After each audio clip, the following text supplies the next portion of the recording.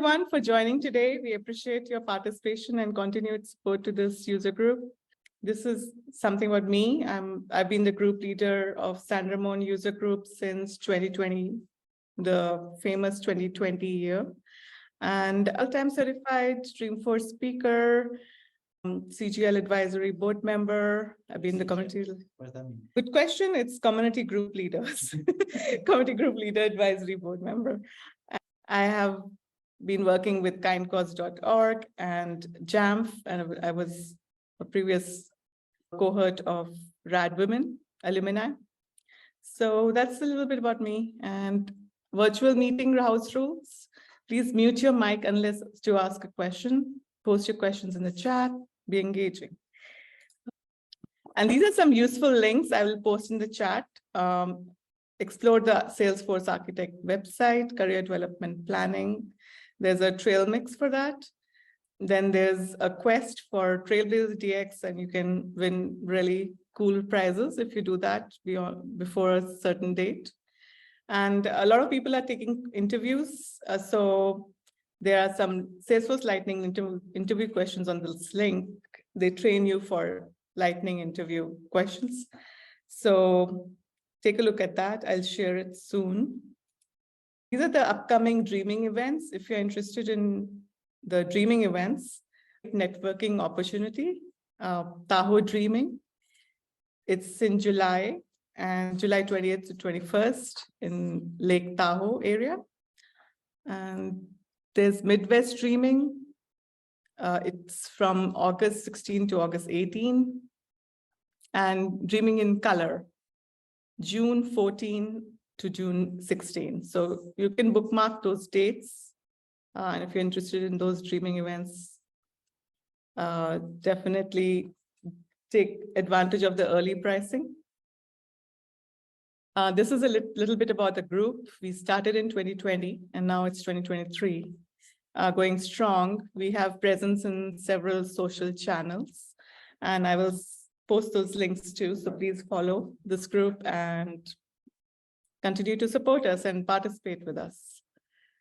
I give it over to Andrew to start off his amazing presentation. He's a product manager at Validity. Fun fact about him, he's an Aussie boy and he moved to Boston recently. He's currently working as a product manager at Validity. Andrew, please take it over. Thank you, Shiba. I'm going to go ahead and share my PowerPoint that I've prepared for you guys. So today I'm going to go through a talk I did at Trailblazer DX this year. It's talking through a lot of my experience and in particular the 5 tips to optimize your data lifecycle. So as Shiva mentioned, my name is Andrew Fragis. I'm a product manager at Validity. I've been in the Salesforce ecosystem for over 6 years now. I started originally as a consultant implementing CRM Marketing Cloud, advising executives on business strategy, marketing strategy, and now I'm a product manager here at Validity. I'm going to start off with a quote that stuck with me a lot recently. And that is, data is like garbage. You better know what you are going to do with it before you collect it, by Mark Twain. Well, that essentially is telling you is majority of the time, people don't know what to do with their data. They collect it and it just sits there and it's a mess, right? And if you don't clean it up, you don't do all the things we're going to walk through today, then it's just going to cause more pain for your business and your sales force.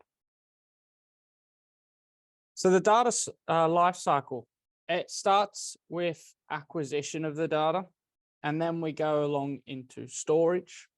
Once it's been stored, we process it, usage of it, and then disposal. These are the 5 steps. We're going to walk through these. We're going to talk through why each of these steps are important, what happens at each of these steps, and some gotchas that I've learned throughout the years as well that you guys can learn from, hopefully.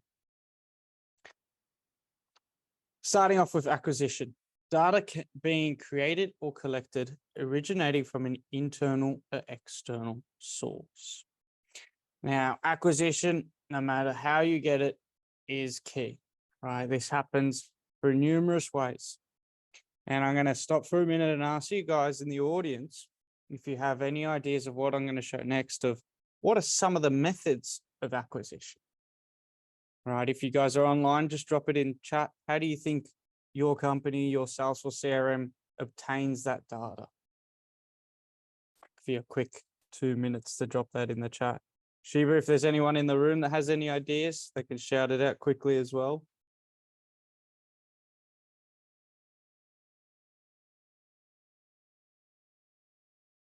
All righty, so you've thought about it for a little bit, so let's talk about them. This could come from a numerous amount of sources, and a number of different ways you could capture it are evolving. So obviously, let's talk about Dreamforce, right? There are sponsors there. Sponsors scan your badges, right, at Dreamforce, at TDX. If you've been to these sorts of events before, you're used to it, right? The first thing you go to talk to a sponsor is they ask you, can I scan your badge? Those all get collected and distributed in a list afterwards. So that's obtaining the data in one way. You've also got contact me forms online. A lot of businesses have those. You know, I would like to schedule a demo. I would like some more information, someone to reach out to me. Here's my information. Or even starting a trial of a product that initiates, you know, most likely a lead flow. Acquisition. So you're acquiring a company or acquiring a database in general, that leads to more data being merged together and coming in. Integrations from external systems. So this can be, you know, a legacy system. It could be even a source of truth. Some customer setups that I've engaged with in the past have a database that sits outside of Salesforce that is their source of truth, and they use Salesforce to interact with other aspects of the data. The other one in the top right is going to be one that piques people's interest, right? It's got a little FPOS machine or a credit card machine. And what that symbolizes in this is e-receipts. So whenever you go to buy something at a store and they ask you, do you want that emailed to you? It's a very common practice now. It's also a way for them to obtain your email address. Although it may be little, it's still obtaining information about you. So they could follow up with some sort of survey saying, how did you like your experience in the store or your recent purchase? There is also the general face-to-face capturing of data. So you go into, for example, a car dealership. You walk in, they talk to you, they write some notes down, and then they input that into a system. So that in turn becomes user input as another way of acquiring data. So as you can see, there's actually quite a lot of ways of obtaining data. In particular, we fall back on data migration. There are key milestones that we want to look at. And the first one is you want to define process. And how do you define the process? You got to have preparation. Now, for a data migration, this is a very, very long, tedious task, right? If you're migrating, whether it be 100,000 records or millions of records, it is a time-consuming task. It is a big project to undertake, from my experience in particular. So the first thing you want to do is sit down with the key stakeholders from the business that will be interacting with this data in the future. Set the right expectations. So in particular, you don't want to be, you know, them assuming the data will be presented in the exact same fashion that it is today. I've had a lot of customers in the past who assume that the way they used their legacy system before they migrated it to Salesforce would be the exact same in Salesforce.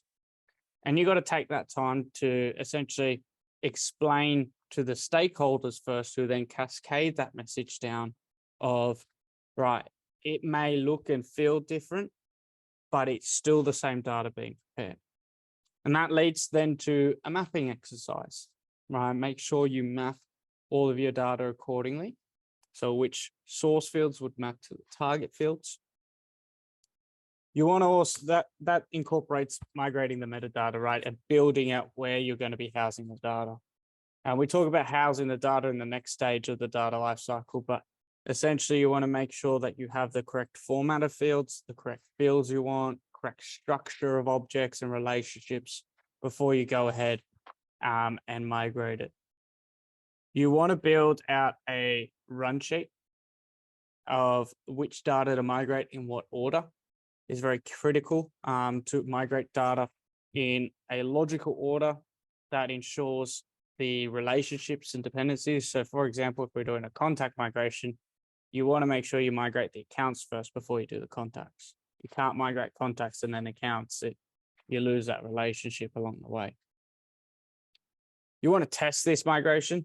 So step 3, when we do migrate the data, we got to test it first. We migrate it into a sandbox or a dev org first, and we move it up the chains of different environments. Lots of customers have that I've encountered have different environments, different amounts of testing environments before you reach production. And at each point, there is checks and balances, right? So you're re-engaging your users, your key stakeholders to confirm the data was migrated correctly. And I would say my best advice here is don't set the expectation with yourself that it's going to migrate perfectly the first time you do it into a sandbox. There's always going to be some sort of hiccup, whether that's the dates in the wrong format and Salesforce not accepting it, or you haven't, your files been opened in CSV and Excel likes to play around with some things. Always be prepared to reiterate it and go back and fix it again. And then finally, migrate your relational data. So make sure that you build your relationships out that you need if you're doing that. Some things to support the process. Documentation, very key. I had a good friend of mine, we used to joke all the time when he used to get asked, how do you document? And he would say, or they'll go ask him, where's your documentation? He would turn around and say, it's up here. That's not what we want to get to, right? Because, you know, many people come and go within businesses, especially at the moment, there's a lot of turnover. Make sure things are documented properly. Compliance, you want to make sure that the data you are migrating and way you are migrating complies with the field types and the formats it needs to be. So not just, you know, when you think of the word compliance, one of the first couple of things that come to mind is like a legal compliance or a security compliance. That's critical as well during the process. So, you know, there's a lot of files involved when it comes to data migration, a lot of transferring of data, making sure that it is transferred in accordance from a legal compliance point of view, and you're not saving records on your computer that you shouldn't have. But also, you want to look at it from a field integrity and a field actual compliance, making sure the data is compliant to what the business expects. Communication. So again, this goes to engaging key stakeholders. You got to make sure that essentially you're over communicating. Go to every stakeholder, confirm, triple confirm every single time, right? Every time you are going to do something, you want to talk to people. If you think it's a decision that needs to be made, talk about it. Don't just assume it and do it yourself and make the decision in silo. Yes, you might say, oh, I documented it, but did you communicate it, right? You don't want to come back and rework it. Finally, the best part of it is you want to make sure it's automated. We don't want to be up all night. And trust me, I've been there pushing files through every hour on the hour or waiting for files to go through with batch sizes of 2 so you don't hit governor limits. You don't want to be doing that. Automate that process. There are things that can help you with the automation of that, such as in my screenshot here, demand tools, right? You've got import capabilities, you've got auto mapping, you can even do Salesforce to Salesforce or even from a SQL database and bringing that in, right? Look around, don't reinvent the wheel when it comes to this section, right? You don't want to be spending, you know, this is your customer, your business's time trying to invent a way to automate it. There are ways to do it already. Just takes a little bit of research.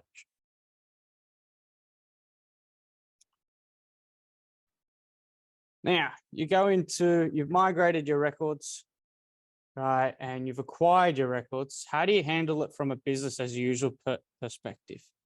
Now, from a business as usual perspective, you have human generated errors, right? Or human generated imperfections in your data quality. These are end users that are engaging with your data constantly. End users tend not to search for records. It's very common that end users just blindly insert new records. Right? Sometimes they do it on purpose to boost their own performance stats, and that causes duplicate records. Then you've got partners. It's very common in different organizations to have like an external facing experience cloud portal where partners can input data as well. So again, this is another way of human generated error, whether it's duplicates, whether it's inconsistencies with your data. So standardizations, for example, it might have Andrew in all capitals instead of capital A and lowercase, or even numbers in different formats. I constantly see numbers in different formats. In the past, I saw records, where users were inputting 0 when they had no phone number, and 00 and 3 zeros and so on. And also customer errors, when they're inputting on a form we talked about before, they may have put the incorrect data. They may have started multiple trials and you don't have, deduplication in place. So to handle that, obviously you need some real-time aspects. Looking at the screenshot here is a perfect example of one of those. It's got Dupe Blocker. It's a managed package, and it in real time on insert and update, it detects duplicates as you go. If we go on to the next phase of business as usual, you've got system generated, right? System generated data, automations, flows. Flows is a big thing at the moment. I've got a little bit more about flows at the end when we talk about TDX highlights. Big focus, really cool things you can do with them. Screen flows, I love screen flows. Also just in general, any automation on, record triggered flows, very cool. As well as external data sources integrating. So there's all different fault points where your data is coming in. It can come in at different formats. It is coming in different ways that, end users aren't expecting, as well as your downstream systems aren't expecting. So in terms of that, let's go into improving the acquisition of data. So overall, you want to categorize your data sources. A thing I tend to do, and I love to preach, you have a whole bunch of tools available to you to do this. I use Lucidchart a lot, where I map how fields map to each other in a migration exercise. You can use Excel. I know a lot of people love Excel to map fields across what data type they should be, what data type they are today. You can also, what I like to do when it comes to mapping out the flow of data, you want a Lucidchart that talks through, or any sort of chart that talks through triggers that flow the data through, how that data is going through back and forth, if there is a back and forth. But also, I like to encourage is almost like a table that says, very simple, the name of the data source, for example, lead form. And then you categorize them on the level of validation they have in place, on the level of data quality they apply on the way into your Salesforce. And that way you can make better business decisions on which data sources you trust as they integrate into your Salesforce, as the data comes into your Salesforce, to accept those updates. If, for example, there is no validation on a particular form, we don't have any form of verification on a web form or a lead form, and the data is all free text fields, then I will always put that on the low trust score of my little table that I built out. So again, reminder, stakeholder input at all points is key. So make sure you are constantly engaging, over communicating when it comes to acquisition. Understand where it comes from, understand where it goes. That's the key part there as well. Moving on to storage. So data being stored on premise or in the cloud, commonly backed up, regularly and accessible via databases. Everyone knows about storage, right? Everyone hears about storage. But it can become crowded very easily. you've got different options available to you very easily. You've got things like files that take up a lot of storage in your Salesforce, records, settings, config. You can look to things like big objects. There are limitations around that. They store a lot of records as well in terms of that. But what usually happens, and what I see happening and have experienced as a consultant for some customers, is you get a knock at your door by Salesforce, and the first reaction by the business is shut up and take my money when your storage is over the limit, right? Because the first thing you read is your access to Salesforce will be cut off if you don't cut your storage down. Business doesn't want to trim it down because everything in that Salesforce is high priority and everything needs to stay the same. So they just leave it the way it is and just increase the storage limits. Is this ideal? No. There's obviously a better way you could be handling this. So, we could improve the storage models overall, make better use of our standard and custom objects. We talked about deduplication. That's a key part. And when I talk about optimizing storage in a minute, big objects, we talked about that. They take, a lot of your records, store them. But again, there is limitations on how you can interact with that data, how you can retrieve that data overall. Salesforce Connect is one, Heroku apps or Heroku Connect, all different options available of how you take care of your storage and different storage models. But these also intrinsically tie to your data models. Some people have redundant data models. So for example, I've seen, people have almost a duplicate object that is like an opportunity. So they would insert opportunity records and then create like a dummy record, which is their sales record. And the justification when I question it, the business would say was, oh, we need a better way of reporting. So we have all these reporting fields on our sales record object. And we do everything on the opportunity and then move it across. It's the same data, right? Just don't duplicate your records there. So some ways to optimize your storage. Firstly, you got to understand your storage limitations. Everyone knows, and it's very easy to find how much storage you have in Salesforce. You just go to your setup, go to company information, then you can go in further and dig in deeper into what is taking up the most storage right now. The other thing you got to look at is your data models. Again, I talked some examples of not ideal data models. That is where you could see pain points, like pinch points, I should say. In particular, if you're acquiring a lot of data from different sources, it may be the same person, which is then causing multiple records or even, additional information that can be just merged together. So make sure you understand your data comprehensively. Yes, it's tough, even if it's a one admin setup, to understand everything fully. But that's why you talk to everyone in the business, right? You do it as a joint exercise. Don't feel like you have to do it alone. So leverage storage reporting. So ongoingly report on your storage, how close you're getting to it, what things are affecting it, so you can fully evaluate it constantly.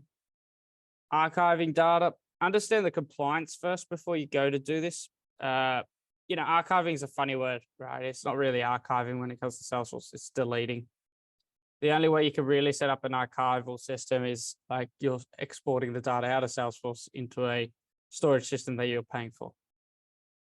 When I put compliance there, what I have in mind really is you want to understand from your business, what are your laws or regulations. Maybe you're a government body, you have to maintain X amount of years backdated data before you move and delete it. I know there are certain car recalls. In Australia, there's a really big one called the Takata airbag recall, and I think that's over here in the US as well, where Subaru airbags, the cars were getting recalled, they were going off and hurting people. By law in Australia, Subaru had to maintain all of the data that they did for contacting those recall customers. They could never delete it. So that's one good example of, making sure you are compliant in your archiving strategy or your deletion strategy. And then sustainability, record quality. So, you have a lot of fields, orgs can amass to becoming a lot of fields on the objects with a lot of data in each of the fields and even a lot of records. Look to delete those records. It's very easily achieved. There are tools on the market that could do this. There are tools for free. Demand Tools does this. Data Loader does this, right? It all sets you up. So the most important lesson for storage, solve for the source. Don't solve for the target. If data is constantly flowing in from a source system, then make sure you are also cleaning the data up there, right? If you have an external database and that is coming into Salesforce, creating records, constantly maintaining them, you clean the records up in Salesforce, and then the database syncs in and makes more records that you just cleaned up, then you're not solving anything, right? And this sort of goes for every part of the data lifecycle. You want to solve things where you have the most control out of, and that most cases is the source. The next step of the lifecycle, processing. It's my favorite step, right? So we've done all the hard parts now, and we've done all our investigation leading up to it. We want to ensure that it is arriving to the business. Oh, sorry, who was that? All right. Anyway, so you want to make sure it's arriving in a consumable way to the end user. So how do you do that? Couple key things to consider: analyze, identify, clean, and transform. Love this part, right? You want to analyze the data that's coming in. You want to see the formats that are coming. Before I talked about building a little table that's easy to understand the quality of the data coming from different sources, how you can trust them. You could build on top of that. And building on top of this table, you now have this really expanded document that tracks everything. You can analyze the formats you're getting. So for example, from a web form, we don't enforce any form of validation for phone numbers. Then you could see through reports in Salesforce, through list views or whatever it may be, even queries, the different trends in formats in phone numbers that you're receiving. And then you could talk about with the business or different systems, what format you actually need, right? If you have a soft phone, such as Natabox or something like that, they may need it in the international format, with a plus sign in front of it. America's +1, and then the numbers. Then you want to identify. So this analyze, identify, those two go hand in hand. That's when you start talking to the business. When you identify the formats you need the data to be in, for obviously first name, you want the first letter capital, you want the rest lowercase, right? That's called proper casing. If you have, email addresses need to be in a specific format. There's user, @ domain, whatever. .com.au, whatever it may be. The next step is to start to clean it up. All right. The most important part of cleaning up is deduplication. Deduplication, sometimes is forgotten about, sometimes is only done on a minor level, where people consider the parent objects level only. They don't look at the related objects, because if you have duplicates on accounts, you're most likely going to have duplicate contacts, opportunities, and it goes down and down and down. So making sure that you got a thorough deduplication process. Again, don't try and reinvent the wheel with this. Don't do the difficult part of trying to get it into Excel or exporting it somewhere else and try to match things up with, lots of lines of SQL. Look to partners. Look to ISV partners, look to solutions that already exist, that are available. Finally, transform. This is, you understand the format it needs to be in, you've deduped the data. Now, once it's been deduplicated, we want to get the data into the format it needs to be. There are multiple ways of doing that. without enforcing validation, without disrupting the user's behavior. So, in summary, for processing, quality is king. Data quality is king. It always has been, it always will be. I live by this, right? If you don't have your data quality up to scratch, your end users won't be able to engage with it properly. You go to engage or make business decisions based on that data, you'll be making the wrong business decisions. You'll be engaging with customers in the wrong manner. Common example is content personalization in the marketing world. I've inquired about a specific Toyota Camry. I really wanted my eyes on Toyota Camry, but the follow-up email I get is just generic Toyota. It would have been more successful and conversion-wise if it was specific to the features of a Camry because your data understood what you were inquiring about and it had that all in one place. With duplicates, it could have records everywhere. You wouldn't ever actually get a good view of that, which then impacts things like content personalization. So once we've done processing, we go on to usage. Data is now being used by the business. We drive customer communications, I talk about it, make decisions, provide products and services. This is when we start to get the benefit out of our data, right? We've done everything we can to make it actionable, to make it usable. And the very important thing to consider here is adoption is tied to productivity and data quality. If you have bad data quality, users aren't going to adopt Salesforce correctly. They're not going to want to use it. They're going to want to exist outside of Salesforce, live in emails, live in Excel. It's very common practice that people don't ever log into Salesforce because they don't want to, or they only do when they have to and they get told by their boss. They use Excel to capture things. They capture emails, or they've got phone, text with customers and stuff like that. Productivity, if you don't adopt it, you can never be productive. The whole point of Salesforce is it's going to help centralize your data in one area, help make you a lot more productive.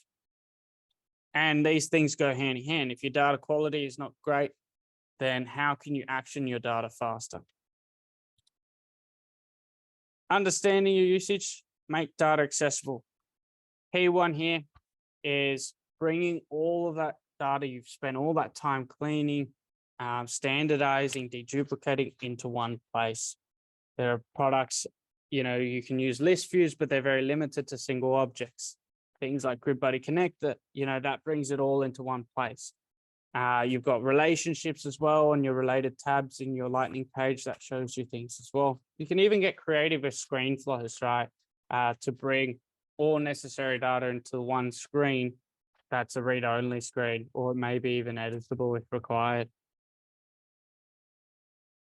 Finally, our last step of the data lifecycle, disposal. This is when we're ready to delete our data. When you get onto disposal, you've got to consider three key things. And that is, why would I delete the data? Is this data useful? Will we need to use it in upcoming campaigns, upcoming reporting to make business decisions? So maybe year-on-year trends, or anything else forecasting wise, whatever it may be. If it fits those categories, then you're most likely not going to have to delete it. You want to keep that sort of data. Is this data compliant? We talked some compliance examples earlier. If you actually, by whatever governing body there is for your business type, have to delete data after a certain period of time, well, then definitely delete it, right? Or, in GDPR land, right to be forgotten, you have to delete data upon request of right to be forgotten. However, there's the flip side to that, where there are legislation in place where certain types of businesses must keep historical data. So make sure you cross-check all of that with your compliance team internally of, you should have a data retention or some sort of advocate within the company that understands your data compliance. And finally, once this is gone, is this data gone forever? Is it recoverable? Some businesses love to have data recoverable no matter what, which means you're practically storing it somewhere else. But some businesses store it very easily. You know, think of SharePoint, OneDrive sort of options, Google Drive. They just take Excel extracts out of Salesforce, put it there, and then delete the records. Not everything needs to be recoverable. And that's a very interesting conversation to have with businesses when you get around to it. But, you know, it's hard to sway people sometimes. Document disposal. So establish a predictable and automated process for data disposal. You don't want to be actioning something manually every week or every month. So make sure it's repeatable, it's actionable, and it's automated. So quickly wrapping up what we've learned. Data lifecycle is very complicated, but don't be afraid. There are 5 different stages. Acquisition involves understanding where all your data is coming from, making sure it's integrated correctly, making sure which source systems to trust. Storage is making sure you have the correct storage mechanism in place. Processing is getting the data into the correct format for your users. Usage is understanding the best way your users can consume that. And finally, disposing any records that you don't need that are taking up your storage. And this cycle just repeats itself. Now, I'm going to pause for some questions before I do TDX 2023 highlights. Does anyone have any questions?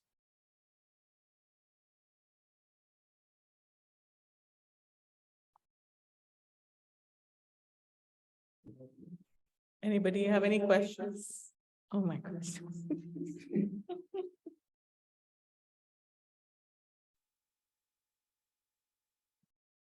Feel free to come off mute and ask some questions if you do. I know it's a lot to take in, but you know, once you get on top of it, once you get used to it, you've done 1, 2, maybe 3 data migrations, becomes second nature. Oh, there we are.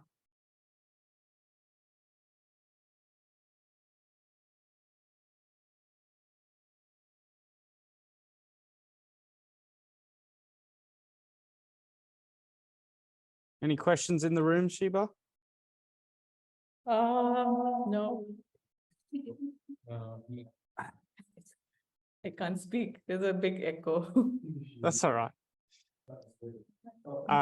I know there was one question in the chat. Krishna has a question. Okay. Yeah. So how do you want to come and ask? Okay. How do you do the migration? Yeah, so there's many ways you come can here. I can take the mic. So there are many ways you could do a data migration. The most yeah, welcome to the hot seat. All right. Hi, I'm Veni. I have a question about the migration process. You mentioned like for the delete on the last stage, you have some automation process where you don't have to do it manually. The same way, how do you do the migration process, and how do we know in the migration, like this is a clean data after the migration process? Yeah, so obviously when you do a migration process, especially when it's going to existing data, that it won't be clean. All right, there's most likely going to be duplicates. How to achieve a migration? There's lots of different options. I've used Excel with that taken extracts into CSV from databases before, push that through different ETL tools. There are ISV partners, you know, there's Demand Tools offers import for free for life, like Data Loader offers import for free. You got to be able to map them properly. You got to be able to get the results and then map the relationships as well. So there are different options, obviously. I would also look at, you know, what is the option that can take the least amount of time? And sometimes it's things like Demand Tools or Data Loader, right? Because they are already got mechanisms in place to upload it. And then in terms of deletion and automating deletion, you're going to have to look into, you can do that from a very code centric side of things, or you could even do it from, again, a tool, an ISV partner that has a product already on the market. There are free ones online that you can use as well, like Dataload, like Demand Tools as well is free as well. So there's all different options. Okay, thank you. No worries. Can you talk about a single source of truth? Yep. How do you determine that single source of truth? Sometimes that decision's already made for you. I've walked into businesses when I was a consultant, and they already had what they defined as a single source of truth. You can determine the single source of truth realistically based on, if it hasn't been determined already, the way I like to do it is based on where is your customer data, where is it getting pulled from. So for example, it may be all centralizing into Salesforce and then pushing out to Marketing Cloud or Marketo. That is really the way you look at it when it comes to determining your single source of truth. Where is your data sitting? Where is it being updated? And where do you trust the update the most?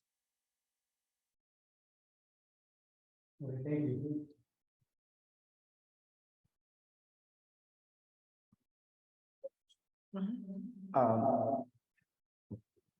Hey, my name is Lakshmi. So you spoke about categorizing data sources. So any tools you recommend? Like, to give an example, we might have case data or opportunity data, and maybe it's a mess we don't know. So how do we know, like, from where the data is populating from?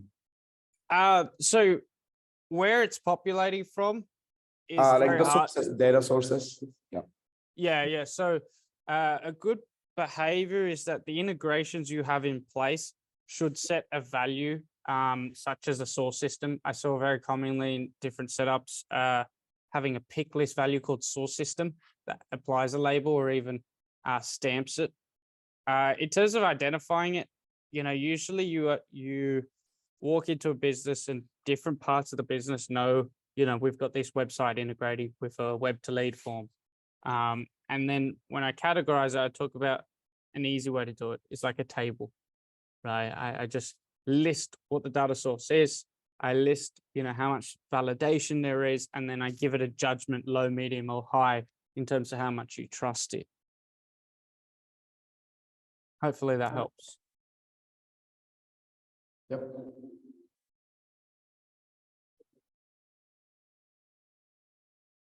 Any other questions, guys? It's good discussion. Yes, Christian coming. Oh. Might have voice.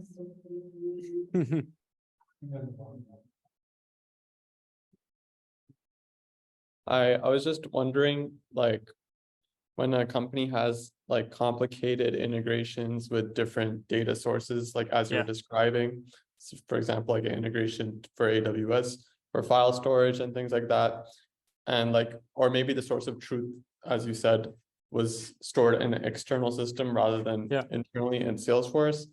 How do you, I guess, as Salesforce professionals, we're more familiar with Salesforce compared to other systems. So how would you go about helping the client that has a source of truth stored elsewhere? Yeah, look, there's been a lot of setups or tech setups, I would say, I've walked into where I don't understand a single thing about an external system that they have. In terms of understanding and helping the client better, I guess it's more, the first thing I would ask is, what is that system used for, right? Fully understand what the system's used for, what kind of data is being captured in that system. And then of that data, what part of it is flowing into Salesforce. That helps you answer a lot of questions, right? In terms of, right, this data in Salesforce, for example, cases are coming from this external case management system they have.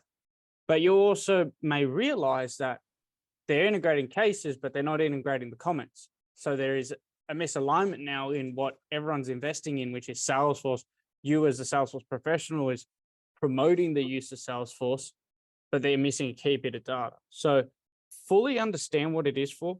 I would even ask, for a demo, or if they could give you access to that system so you can play around with it, engage with it, see what is there. But yeah, it's very touch and go, right? You don't have to understand the actual product that is storing their data. It's more understanding what is in there. Thank you. All right.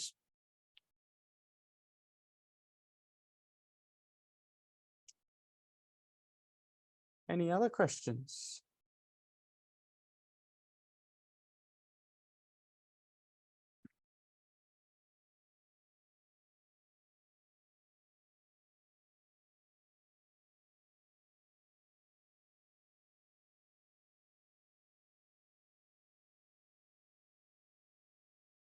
Uh,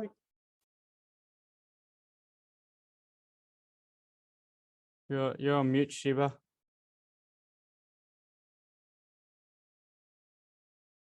you will have access to the recorded session. It will be in our YouTube channel. Yeah. We've pasted the link. All right. Do you want me to go through the TDX 2023 highlights? Yeah, then go ahead. Perfect.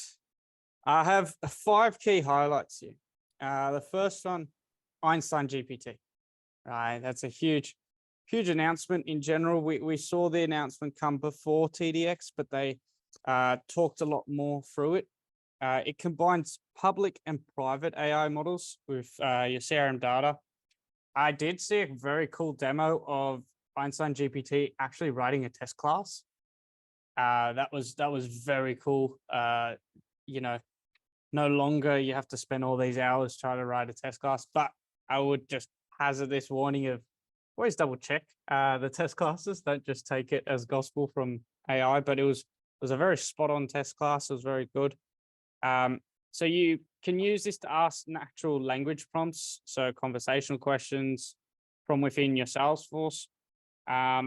It results in AI generated content that continuously adapts to changing customer information and needs. So this could become very powerful as we see this grow and more development into it from Salesforce as they roll it out. You could be, even just engaging with Einstein GPT when you pick up an opportunity. Looking at this opportunity, what is the best next steps? And, maybe it's going to start informing you, send it this brochure because they engaged with XYZ recently. So it's very cool there. The next one is Flow, the flying squirrel. That was a huge announcement. The latest mascot to Salesforce is Flow, which is the flying squirrel. This is to represent Flow Builder and Flownatics everywhere. So my first ever talk here in this community group, if any of you were around to hear that a couple of years ago, was very much around Flow, use cases for Flow. So I love Flows. It's very cool to see that representation. And then the next step, a lot more development in it, is Flow templates. There is over 900 templates now available for all different use cases. Those include reset passwords, creating cases, and even more. And they categorize them when you go to see them by different industries. So there's service ones, there's commerce, there's industry, and all sorts of different options you can build off of instead of trying to reinvent the wheel and do it yourself. All right.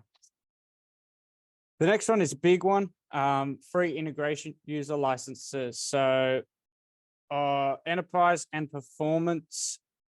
enterprise and unlimited edition orgs will receive 5 free Salesforce integration user licenses. It's a common practice, right? People set up API only profiles, consume a very expensive user license to do exactly that. And Salesforce has said, right, let's make it easier for you. And then following that, it would just be about $10 each, right? So they've made it cost effective. And then they've also given enterprise and unlimited orgs 5 free ones.